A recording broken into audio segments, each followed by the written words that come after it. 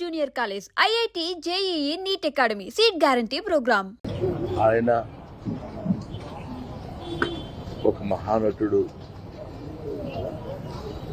అని ప్రత్యేకంగా చెప్పాల్సిన పని లేదు. ఒక దశకంలో నేను, కోట శ్రీనివాసరావు, బాబు మోహన్, మేము ముగ్గురం ప్రతి సినిమాలో ఉండేవాళ్ళం. రోజుకు 18-20 గంటలు పనిచేసేవాళ్ళం. ప్రతి లాస్ట్ 40 years 4 decadesగా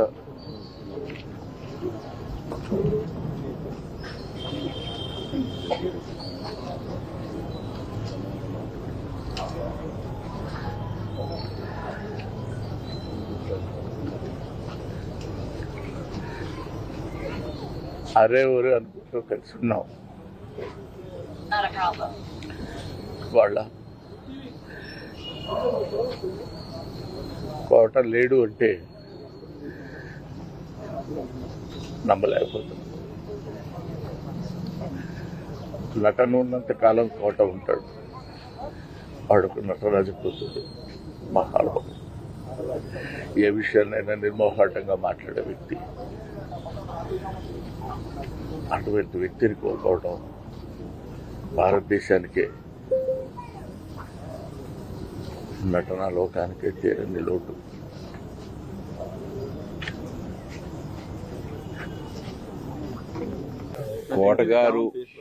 కోటగారు అని ఆయన మేము ఆప్యాయంగా పిలుచుకునేవాళ్ళం.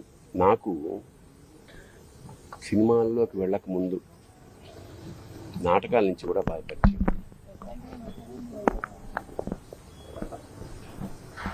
ఆయనతో కలిసి నాటకాలు వేసిన వాడిని నేను. చాలా అంటే ఒక కమిట్మెంట్ తోటి తప్పన ఉండేది విపరీతంగా. అంటే సినిమా యాక్టర్ అవుదాం అని ఎప్పుడు అనుకోలేదు. బట్ నాటకాల్లో బ్యాంక్లో పనిచేస్తున్నాం. ఒక మధ్యతరగతి ఇంట్లోంచి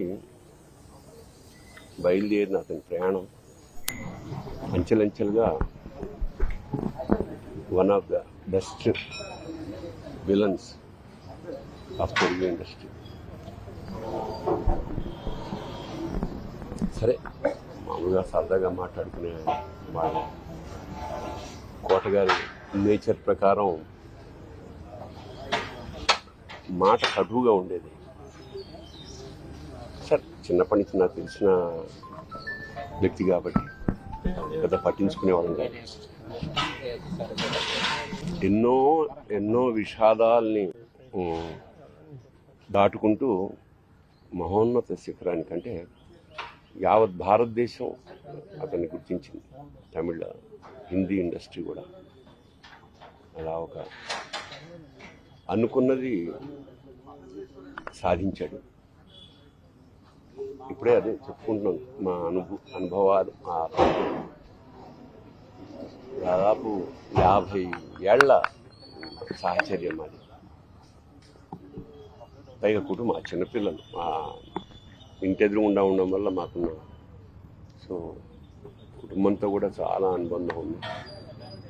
అలాంటి కోట శ్రీనివాసరావు ఇవాళ వెళ్ళిపోయాడంటే ఒక శూన్యం.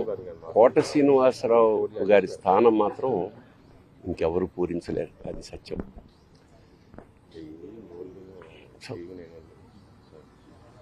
ఆయన మనశ్శాంతి, ఆయనకి ఆ పరమేశ్వరుడు ఆ కుటుంబానికి, ఆయనకి మనశ్శాంతిని కలిగించాలని మనస్ఫూర్తిగా ప్రార్థిస్తూ, మాకు కూడా కొన్ని వందల వేల అనుభూతుల్ని మిగిల్చిన కోట ఇవాళ కూలిపోయింది.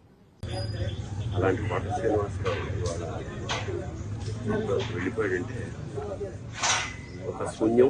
కోట శ్రీనివాసరావు గారి స్థానం మాత్రం ఇంకెవరు పూరించలేరు, అది సత్యం.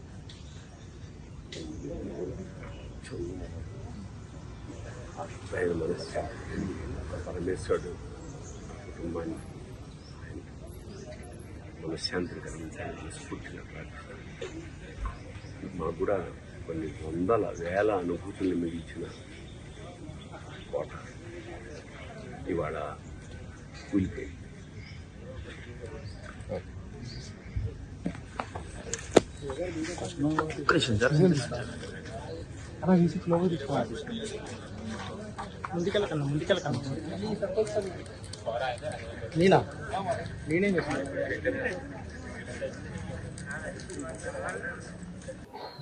వినోదం,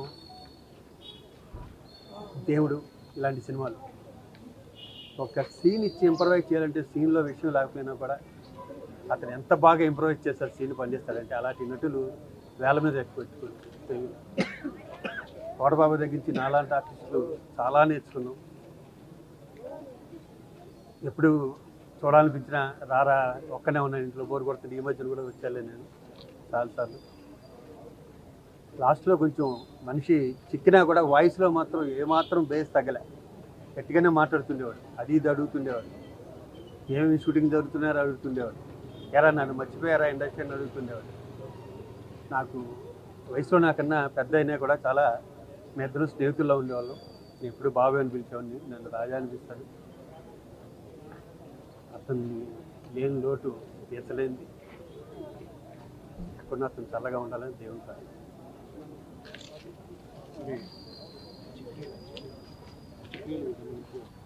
అంత్యక్రియల విషయాలు వాళ్ళ ఫ్యామిలీ మెంబర్స్ వచ్చి చెప్తున్నారు.